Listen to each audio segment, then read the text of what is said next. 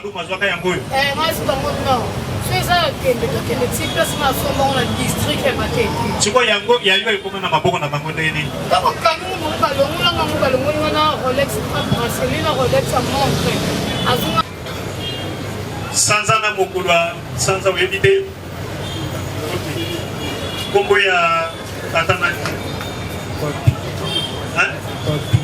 Loba Makasi. Papi na.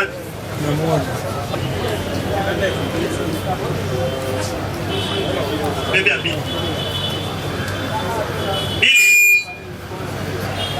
Bibi Bakoul. De Congo là yo. Oza congolaise. Ogotama na Mbandaka le 21 juillet 1998. Zabongo ont reconnu avoir ravi la chaînette qui appartenait à la victime. Monsieur le Président. Balobi Kin France Télévision n'est ma cam. Osa besoin de film bien, autant la émission bien. Kin France Télévision n'est ma cam. Chaîne Moya Kanda. Aïe aïe aïe. Balobi soto lo ba minté. Nous salande ma cam. Abonnez massivement la chaîne France Kin TV et pas Yannick Wengebe. Yannick Wenge Béton. Doit s'abonner kuna boyoka masolo puis la politique. Masolo ya Congo, masolo ndenge Congo zongi pa ba congolais. Yannick Wenge yonde makam. Kin France Télévision Ndé makam. Salande makam. Obota mawa.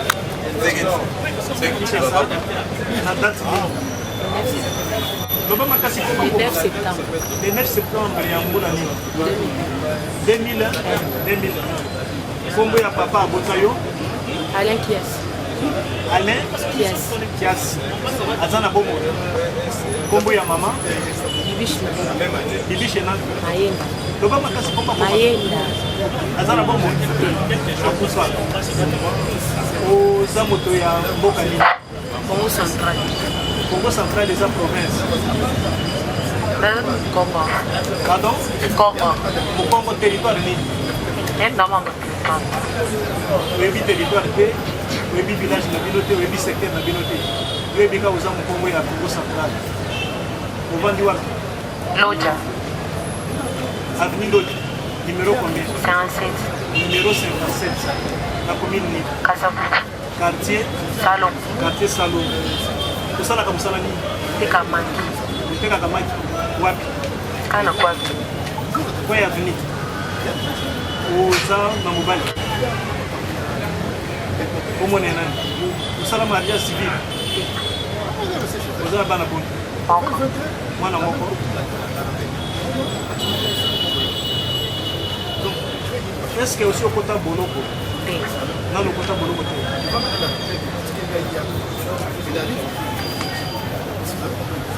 Keloba. Les suivants. Uvira Burando. Vinga. Je ne sais pas si on peut acter nos comparaisons, Monsieur le Président. Allez-y. Vous avez appelé la cause. Non, vous n'étiez pas encore prêt. Allez-y. C'était sur le plan protocolaire, comme il y a des attentes, voilà pourquoi nous sommes là. Venez. Ce maître Kibouchi Wongo Modeste, avocat au barreau de Kinshasa Tete. Conjointement, allez-y. Oui, maître Vali Moubenga, avocat au barreau du Kouilou. Ce maître Kalui là. Il est prévenu pour lesquels vous connaissez. Oui, j'ai comparé pour dire à Burando Fatou. S'il vous plaît, président. D'habitude, on comparait pour tous. Bon, comme lui, il comparait pour là, mais nous sommes là pour tout le monde. C'est lui qui est pour un seul prévenu ou une seule prévenue. C'est le maître. Il me dit. C'est le maître Kalui là, Kouya pour Joël. Pour le compte de Elohim, Ompala et Bethel Loulemba. Maître Serge Capitola, j'ai comparé pour le compte de M. Salou Moitibou Jonathan, ekofoli feke na taminiaki boabwa bobozo Jacques.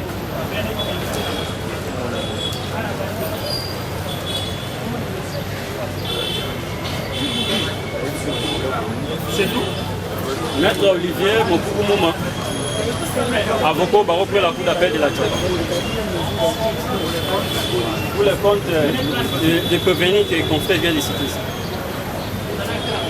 C'est tout. Maître était sur la table à Fortina, avocat au barreau au central. Vous comparaissez pour tous les prévenus. C'est tout pour la comparution des conseils. Ok. Le tribunal était en train d'identifier la prévenue Vinga Burando. Vinga. Oui. Nous sommes dans Lingala pour la française. Dans Lingala. Comment Vinga Durando Fak. Oui. Au Botama le 7 mars 2002. Vous êtes célibataire. Vous en avez pas misa. Comment il y a papa qui dit Vinga. Azana bomo akufa. Mama kinda beta akufa. Azuma fuzo. Ve yakana. Kasa yo jata. Webi secteur na village yo. Musalo sala.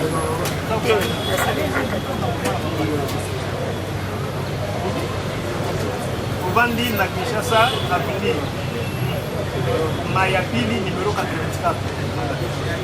Quartier Mombele. Combien de mettez? Combien de mettez?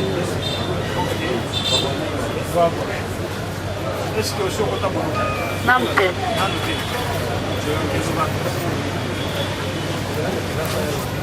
Vous êtes congolais? Oui. Vous êtes à Kinshasa le 16 août 2000. N'est-ce pas? Oui. Kombala, célibataire. Vous en avez moi? Vous en avez moi? Moi, moko. Comme ya papa na yo yang, azana bomo. Maman, bomo nena. Bofaya. Bofaya, azana bomo. Vous avez géré le village de Bako. Village évité, secteur évité, territoire évité. Vous dites que vous avez un Congo central. Vous savez comme ça la ligne. Ah, comme enfant de la défense, ma papa. On va dire la numéro 57, quartier Salon. La commune, il y a Mini, Kassabou. Vous savez quoi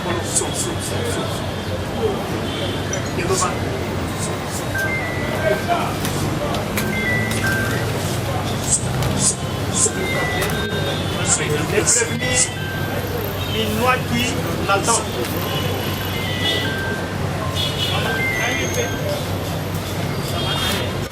Minouaki Nathan. Miniaki. Nani? Miniaki. Miniaki Nathan. Botamore.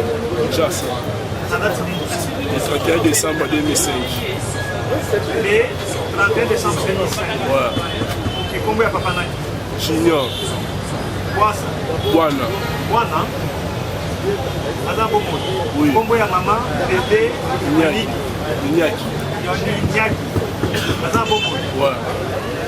Village na bilo yebi yango. Territoire yebi yango. Province na bino ni. Voilà. Kasai. Aïe, ça va. Ko baza bomo yo to na ka province na bino ni. Yo za na carte d'électeur. Naka la passage. Saka la passeport. Ko la passeport yo ko bisa ndeni. Ko avant ko bisa na passeport il faut ça na ndeni. Na ko kela ngayo. Voilà. Soki bakomeli okoki okaka te ndenge oza boyenge province na bino te osala kosala nini Peut-être ma papa. tekaka mapapa wana Ça porte le pas on a mis ça. osala lokongo na bino ovandi adresse ni Kanda Kanda. numéro kote 6. kandakanda numéro 6 quartier Bondo. Commune à Kassabo. Vous êtes à Bolo. Attends, dans la montée.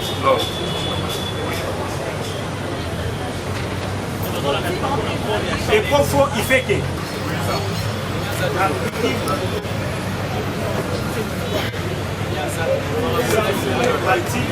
Jonathan, numéro 14, quartier Saint-Combattant. Commune à Kassabo. Vous êtes à Bolo.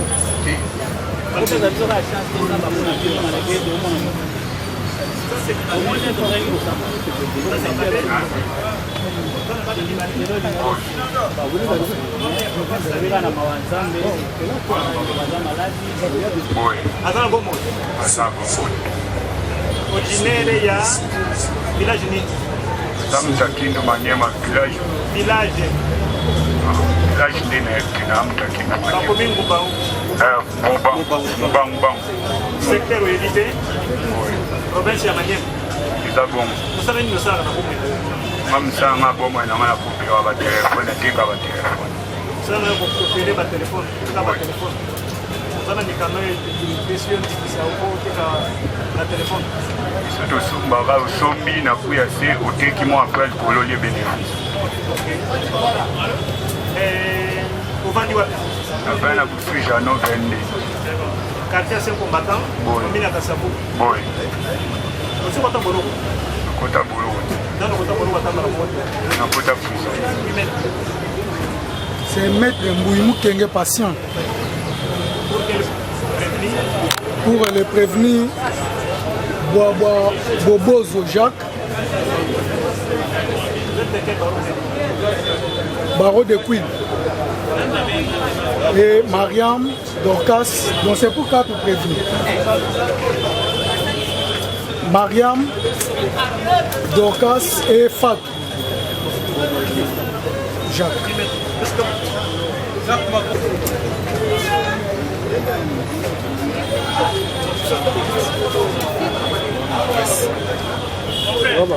Qui a? Oui. Moi, Kano. Bia Mwakana Jonathan. Bia Mwakana Jonathan. Au Botama, la question du 23 novembre 1998. Oui. Congo ya Mwakana Henri. Azana Bomo. Oui. Maman Elumba Mami. Azana Bomo. Non.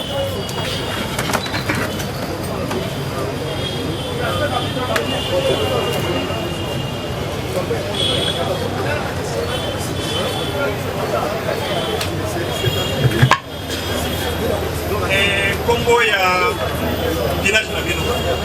Zaka c'est Olobi? Zaka c'est. Zaka c'est oui village na bino te. Olobi secteur ya Chilenge, territoire ya Chilenge. Kasai oriental. Oui. Ndeka ko yo yeli. Susoyo. Foto naka. Ko baka ko bala bino. Uvandi wapi?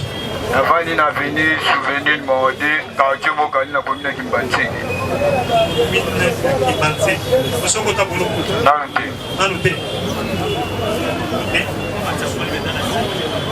Comparez Bidi. Batou. Bidi. Maître, laissez Bidi. Maître, s'il vous plaît, laissez Bidi là, il s'est pas s'élever pour la piétine encore, vous avez lavé sa douleur. Donnez-lui les mégaphons. Il n'a pas de béquilles.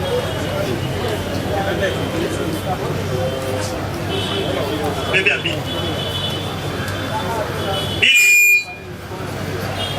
Bidi Bakoulou. De Congo là, aux Congolaises. Au Tamana Mbandaka, le 21 juillet 1998. Aux Congo. Aux célibataires, aux Mwana Moko. Village Nabino. Village d'origine Nabino. Congo central des provinces. Deux villages Nabino. Village de vanité. Secteur de vanité. Territoire de vanité. Secteur Nini. Didinga. Vous savez où ça va? Vous avez saladé. Vous vendez wapi? Na? Mongafula. Avenue Monongo Mounongo, numéro 22. Quartier Ngomba. Ngomba ya papa nani? Bigi nani? Azana Bongo. Mama Bongo nani? Nani? Rebecca Bakulu. Azana Bongo. Bigi osio konta Golo. Zamba na liboso.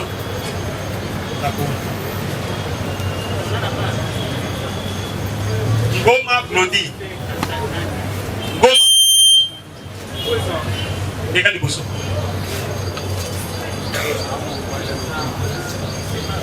Luba Makasi. Ngoma Obotama wapi? Obotama Kinshasa. Na date nini? Le 10 décembre 1999. Kombo ya tata. Dieville en Tchumbu. Azana Kombo. De Akufa. Kombo ya mama. Sekene Christine. Azana Kombo. Vous avez originaire du village ni. Village de Biloni. Kasongolunda. Eh. Kasongolunda des territoires. Kasongolunda des territoires. Territoire et village de humanité, groupement humanité, secteur. On le dit qu'est-ce que ça secteur? Qu'est-ce que ça secteur?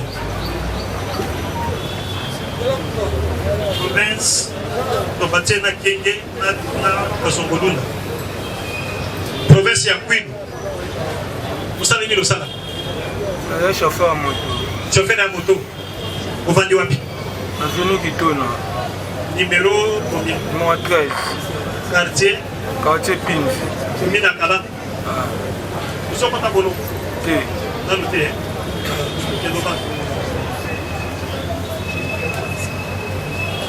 Ngoma Arnold.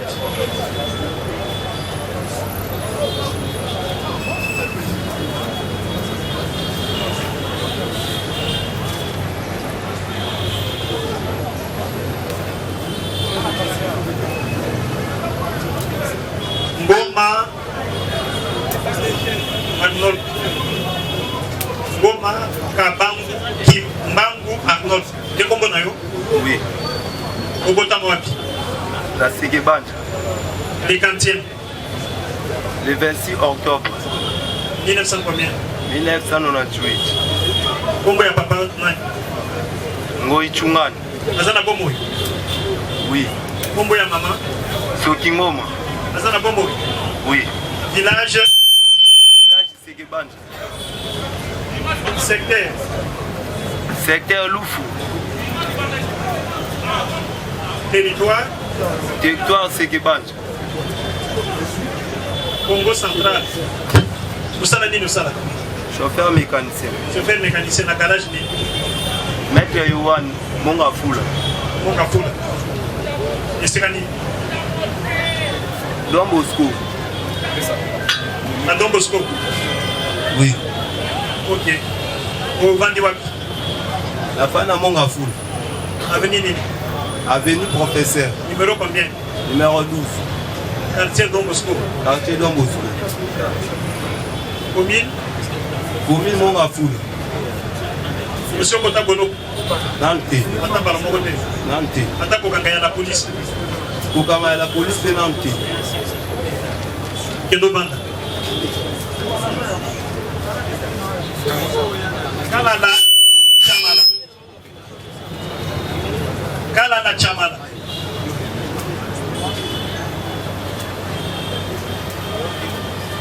Peut-être que le prévenu Kalala Chamala. Kalala. Nous sommes à Lingala. Nous sommes congolais. Il y a RDC ou il y a Brazza. Il y a Kinshasa. Obotama wapi? Kinshasa. La date ni? Le 28 août 1900 2002. 2002. Combien de temps? Chamala. Chamala nani? Bandolo. Chamala Kandolo. Lycéen. Unité. Papa. Azala Bongo. Maman comment nani? Chibola Thérèse. Chibola Thérèse. Maman Azala Bongo. Oui. Vous êtes originaire du village ni? Papa Chimou. Papa Chimou. Ouais. Secteur? Pas d'abord. Le bon territoire. Là, je ne sais pas. Là, je ne sais pas. Territoire de l'Efoué, là. Territoire de Patapa. Alors Kasaï Oriental Province. Hein? Oui. Ok. Vous savez ni nous ça? Un montant. Vous avez monté? Ouais. Ah, bah le bureau chauffeur mécanicien. Non, il y a pas moto. Lobby? Je suis mécanicien montant, mais na boula. Vous êtes mécanicien montant au boula? Oui. Vous vendez où? Mon gafou. L'avenir Avenue Libya. Numéro combien? 25. Numéro 25. Ouais. Quartier? Dans Moscou. Donc, Moscou bien Mangwanda. Mangwanda. Monsieur Motabolo, attends la police. Non, pas ma moto, ma bonne version. On est pas dans la police. Par la Moko. Ok, je devant. Kalima. Volé.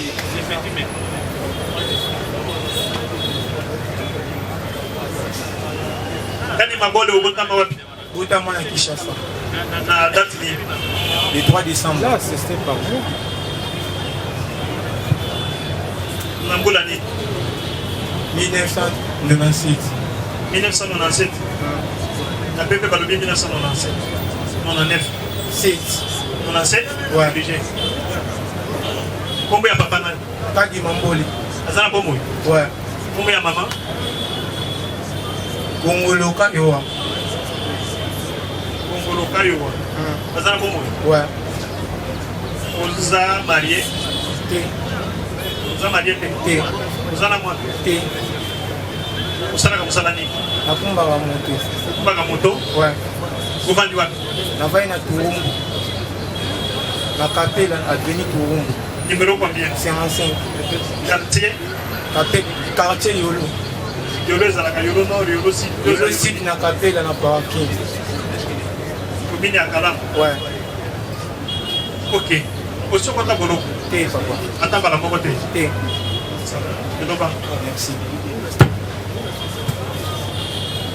Soudi Kalonji.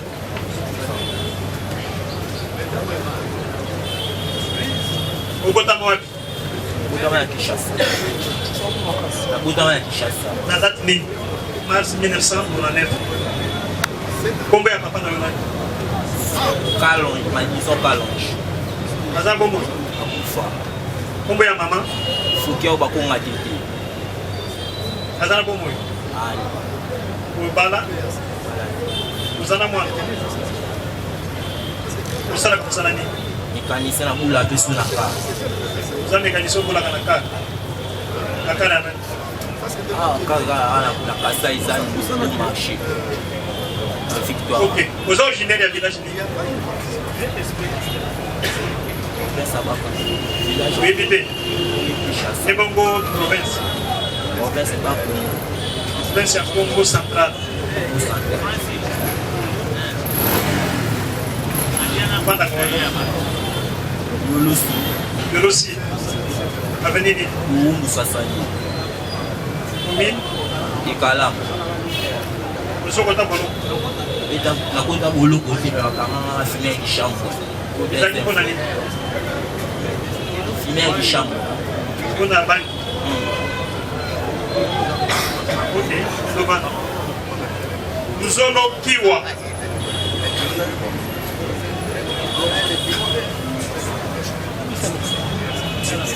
Luzolo. Ogotama wapi? Na date nini? 2005. Na Sanzani, pour Sanzani. Le 20 juillet. 20 juillet 2005. Combien ya mama nani? Ani. Hein? Ani. Azana bobo. Et combien ya papa? Sunya. Azana bobo. Subala? Oui. Azana moi? Oui. Nous avons un matin. Oui. Attends, ma cambo sana aidé. Ah, yo sérieux, kota lola. Village d'origine de Binoni. Amungala. Lobi? Zamungala. Zamungala ya wapi? Évité. Oui, territoire na bino te.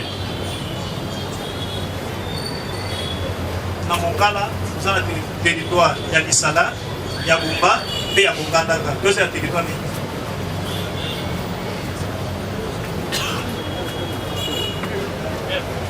Oui, bien, attends, territoire na bino te. Yo na 2023, qui est une élection te. Vous avez carte d'électeur te. Vous avez. Donc, dès que vous avez un candidat, il y a des citoyens. Vous avez un candidat. Vous avez un candidat. Attaque il était, il y a des vous en avez. Yo bien. Oh, Vandi Wapi. Avenue numéro combien? 88. Mais na PV, on va dire que vous vendez la commune à Pine. Et quartier.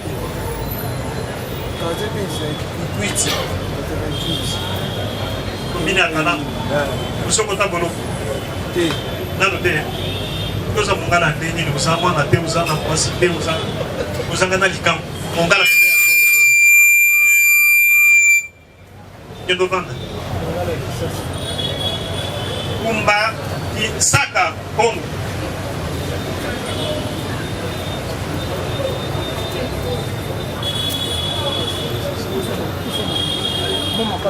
Kumba. Kumba ndio mbibana. Kumba Kisaka Kongo Rashi. Ogotama wapi? Sasa. Na date ni 24 ya 8e. 24 8e mois ya mbula ni 2004. Kumba ya papa. Kumba Kisaka Michel. Azana bomoy. Ah. Ni bongo ya mama. Igets Kongo. Azana bomoy. Ti. Ozana mwasi. Ti. Ozana mwasi te. Ah. Obotisa. Ti. Oh. Pour ceux qui sont là, vous savez, il faut que vous ayez. Aux âmes du village, Congo central, les provinces. Congo central, les provinces. Territoire de la Bino Yébité. Munyanga. On a abandonné le territoire. Munyanga, c'est ethnie.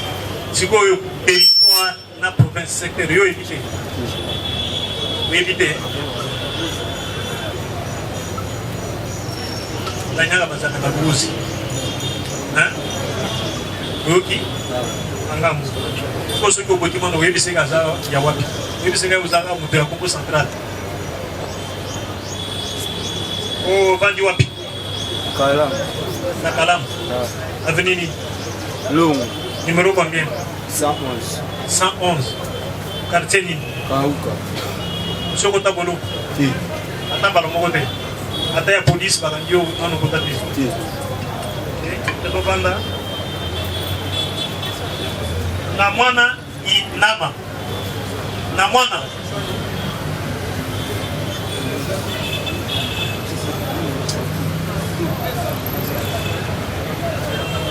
Comment passer? Yonde Moïse. O botamo wapi na mwana. Botamiko. Botama kakao. Awa isiko telemia. Kishasa. Kishasa. Na date ni.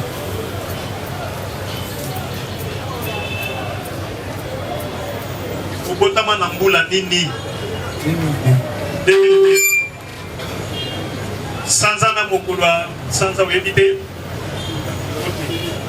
Kombo ya tatana. Hein? Loba makasi. Papi na. Namwana. Papi nani? Namwana. Namwana. Azana bongo.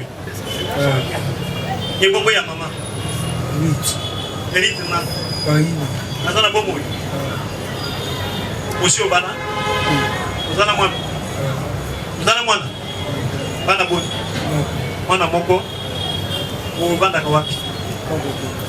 Loba makasi ko bakoma. Kankokolo. Kankokolo. Bloc ni. Bloc 6. Numéro combien? 6. Olobia wa uvanda kana avenue kusa numéro 6. Kankokolo. Quartier 4 numéro 6. Quartier 4 numéro 6. Il y a 21. Bakanga bino na bouclage. Tambola bitambola tambola. Divagation par là. Vous n'avez pas matin. Quelqu'un devant. Lilwanda ou Botama Wapi. Kinshasa. La date le 7 mars 2006. Le 7 mars 2006. Kombo ya tata ou ya Botayo? Luanda Litu. Luanda Litu. Azana Bomo. Ufa. Kombo ya mama? Mimi. Mimi nani? Moi, bon, elle battait pas Tikanga dans 3 mois. Mais bateau n'a pas tata.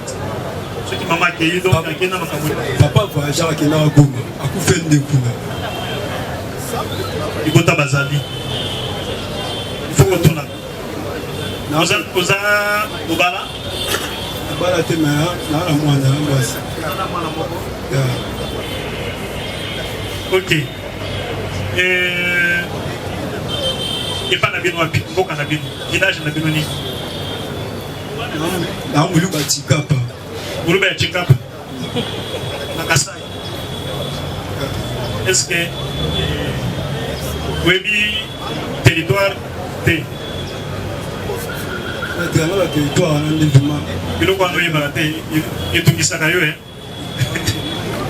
OK. Vous vendez wapi? Avenue. Dans le quartier Jérusalem. Quartier Jérusalem, numéro combien? 85. Numéro 85. Vous connaissez Zakaba bloc ou bien par quartier? Par quartier. Quartier ni? Quartier Jérusalem. Quartier Jérusalem. Monsieur Kota Bolo? Monsieur Kota Bolo. Non, non, attends, mon côté. Mon côté. Il a l'appel enfin de prévenir nous qui nous la vivons.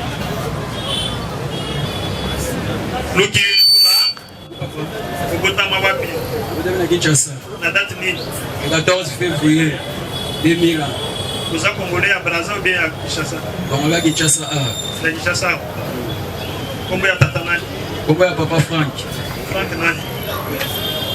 Bon, il faut que tu aies un maman et puis ça va pour maman. Franck. Combien à maman? Combien à maman ma ville au vide? Ma ville au vide. Ça n'a pas bon moi. Ça n'a pas bon. OK. Boka na Binoni. Village. Village Sonabata. Secteur. Secteur de territoire de Madimba. Territoire de Madimba, province. Province Bakongo. Bakongo bien Congo central. Congo central. Et comment Congo central? Ukangi. Ubala. Ubala de Baba. Uzana mwana. Ana mwana te. Usaka musalani. Aza tolier. Tolier. Oui. La garage ni. Garage dans des Bezana Nzongo na Ndiringi. Ubana kwa. Ubani na commune Ngalema, avenue Zongo numéro 12. Quartier. Quartier Lobodi. Monsieur Kota Golo. Mwana Kota Golo de papa. Atamba la moko na bakankayo te. Mwana de papa. Olobi pesi bakankayo mbala moko. Pour nous poser blessure pour personne. Aswa Golobi et Goteleni. Et souciat c'est ça mais pour nous on a potaté. La société. Oui papa. OK. Alors que nous avons que nous banques. L'équipe a fini avec l'identification des prévenus. Mais c'est que les conseils, même passer de l'autre côté, puis après la comparaison de Maître Francis Kwamba. Francis Kwamba. Pour les comptes de quel prévenu? Pour les comptes de Kadima, Mbole et Soubikaloji Grâce. Il y a encore un conseil? Non, Monsieur le Président. Nous avons quelques préalables.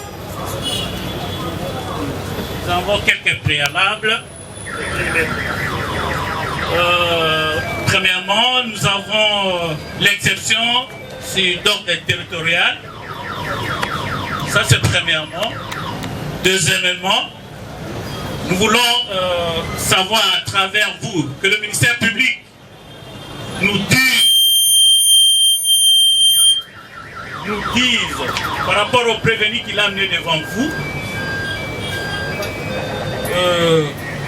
parmi tant qui sont ici, qui nous prouvent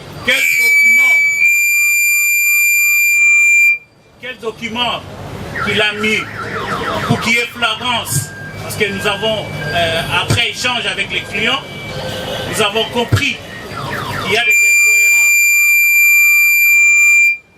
Il y a des incohérences. Voilà pourquoi nous demandons que le tribunal puisse nous répondre à ces deux questions. Je serai compléteur. Vous pouvez préciser de quel document il s'agit maintenant? Par rapport à la compétence territoriale d'abord, et de deux, il a mis des prévenus devant vous. Nous voudrons savoir, parce qu'à chaque fois que le ministère public met le prévenu devant les tribunaux, il y a toujours un document par rapport aux préventions de chaque prévenu. Voilà pourquoi nous voulons savoir, il s'agit de quel document qui vous saisit. Merci. Vous avez besoin du document pour de savoir les préventions mises à charge des prévenus. Parce que quand le tribunal a commencé, avant de se prononcer si ça se dit, le tribunal a relevé qu'il y avait une lettre de déferment de prévenus devant lui. On a donné les numéros de référence. Ils sont traduits, la procédure de flagrance. Les prévenus sont traduits directement devant le juge et on vous a donné la référence de la lettre. Monsieur le Président, c'est une demande. Nous, on n'était pas là. Voilà pourquoi nous demandons. Parce que, donc ça devient sans objet parce que le tribunal avait déjà relevé. Mais s'il y a une question d'ordre territorial, vous-même vous venez d'écouter ici par rapport aux présentations de chacun. J'ai dit. Oui, mais vous n'avez pas développé. On cite les noms. Allez-y. Il y a Kalala Chimanga. Il y a Kalala Chimanga. Et Ngoma Kimbangu, qui sont de Mongafula. Il y a Mbidi Gas. Il y a Mbukutu Gas. D'abord, on se limite par là. Non, s'il y en a, vous enchaînez pour qu'on ne puisse pas faire double emploi. Bon, allez-y. Monsieur le Président, merci pour l'octroi verbal. Je vais enrichir un peu par rapport à cette exception. Monsieur le Président, vous savez que le tribunal pénal que vous êtes saisi des faits. Mais être saisi des faits, Monsieur le Président, ne veut pas dire tous les faits. Parce qu'il y a certains faits qui ne se commettent pas dans la zone où vous avez la compétence. Vous comprendrez donc, Monsieur le Président, ici, lorsque nous parlons de la territorialité, nous voulons aussi dire que le tribunal lycéen est compétent de pouvoir, même, je dirais même, identifier cela, allant jusqu'à instruire et même prendre un jugement contre ceux qui sont cités ici. Les prévenus qui sont cités ici, Monsieur le Président, vous n'avez pas la compétence de pouvoir les juger. Ils peuvent être des criminels, comme le disait Lombroso, mais par rapport à la compétence, Monsieur le Président, nous disons que vous n'avez aucune compétence. J'ai dit. Le suivant. Nous ajoutons, Monsieur le Président, il y a encore Lukui Ndula Ngaliema. Lukui Ndula. L'un de Ngaliema aussi. Lukui Ndula. C'est tout? Oui, c'est tout. Monsieur le procureur, vous avez la parole.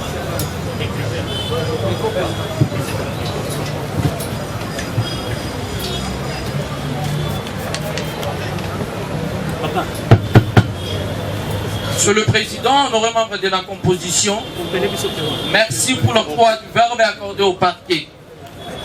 Nous avons suivi avec pertinence l'exception soulevée par les conseils des quelques prévenus que nous avons entrés devant votre tribunal en procédure de flagrance, laquelle exception se tourne sur la compétence territoriale du tribunal DC. À ce propos, qu'il nous plaise une fois de plus de rappeler à l'auguste collectif des avocats les dispositions pertinentes de la loi numéro 13/011-B du 11 avril 2013 portant organisation, fonctionnement et compétences des juridictions de l'ordre judiciaire dans les dispositions de son article 106 alinéa D, ainsi libellé. Lorsqu'un inculpé est amené pour les besoins d'instruction préparatoire en dehors du ressort de sa résidence et ou de la commission de l'infraction, toute juridiction du lieu d'instruction préparatoire peut connaître des faits s'il est compétent en raison de la matière. Je vais m'abstenir de faire tout autre commentaire dans la mesure où le tribunal ne nous a pas encore accordé la parole pour présenter les faits mis à charge de prévenus. Et lorsque le tribunal nous donnera l'occasion, les avocats de prévenus comprendront que le tribunal des CA est bel et bien compétent sur pied de la disposition que nous avons évoquée. Nous avons dit. Merci, monsieur le procureur. Oui, mais vous voulez encore réagir? Notre réplique est en ce sens. Nous sommes encore, parce que l'exception est soulevée in elimine litis, monsieur le président, même si le ministère public ne veut pas répondre sitôt, mais il a compris ici, lorsque vous identifiez certains de prévenus, le 2, on dit qu'ils ont été arrêtés à Mongafula, habitant Mongafula, l'autre également arrêté dans la juridiction de la Gombe, habitant également la commune de Mongafula, et cela ne nécessite pas non plus, monsieur le président, que le ministère public puisse nous dire qu'il y a une disposition que lui-même venait de lire qui n'explique pas ce que nous nous disons ici. Monsieur le président, les compétences du tribunal ici ne se situent pas dans le cadre de l'article invoqué ou de l'alinéa de l'article 106 invoqué par le ministère public. Mais c'est une exception d'abord d'ordre public et le tribunal va apprécier. Je l'ai dit, parce que s'ils ont été arrêtés peut-être dans la juridiction du tribunal de grande instance de Kinshasa Kalam que vous êtes, le tribunal serait obligatoirement compétent dans ce sens parce qu'il y a les lieux d'arrestation, le ministère public ne l'ignore pas. J'ai dit, monsieur le président, sous être complété par l'estimé président. Est-ce que le tribunal ne peut pas répondre?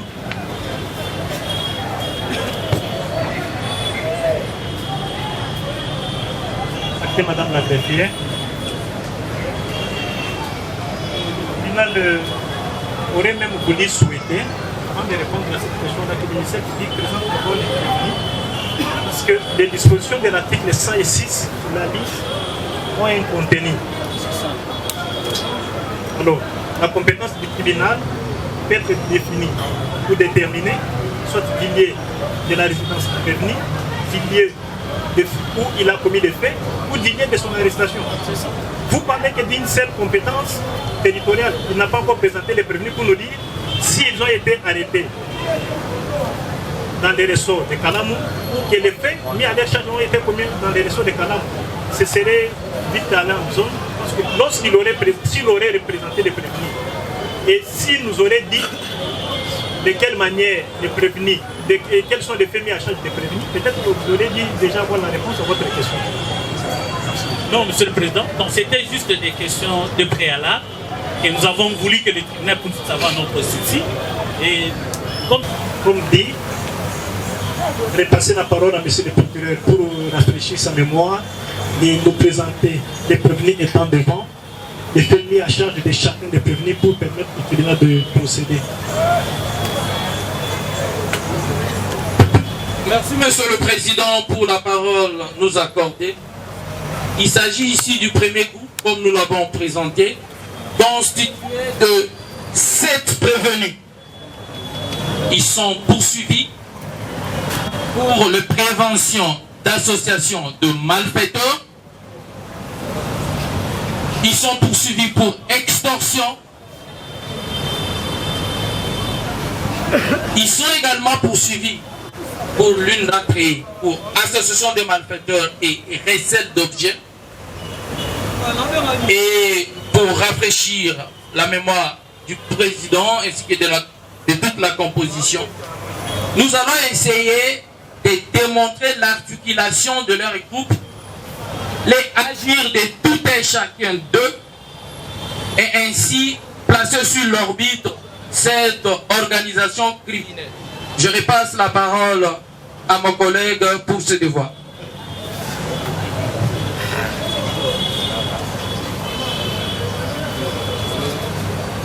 Monsieur le Président, par rapport à l'association de malfaiteurs, le fait c'est quoi? Monsieur le Président, le prévenu Saloum.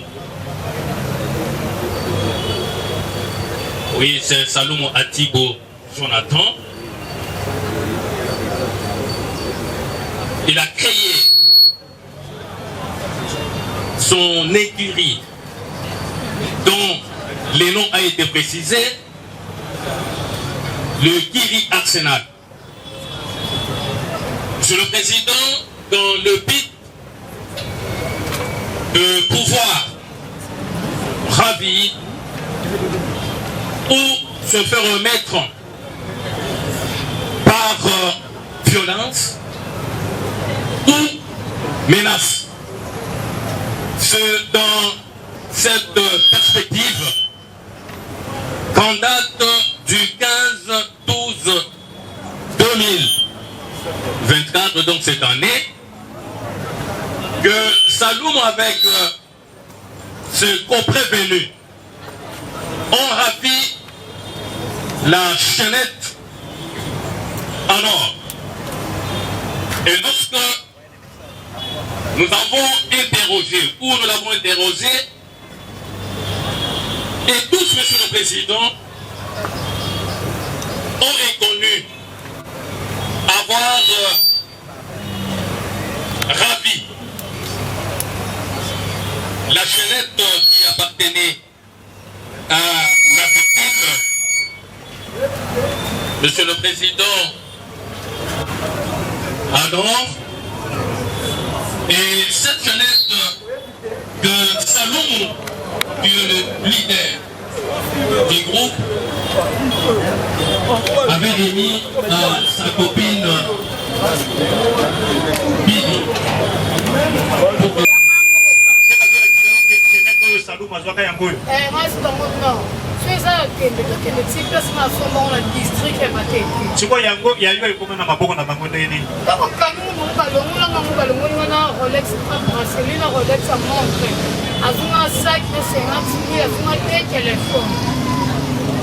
on va chaînette maillot, on a la police, on va présenter une chaînette maillot pour nous baquer, et ça y a moto Saloum à Bomaki. À présenter mon île, moi aussi, dans la vidéo, on va filmer.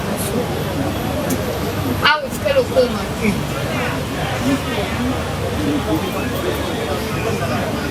Alors, c'est le procureur du tribunal de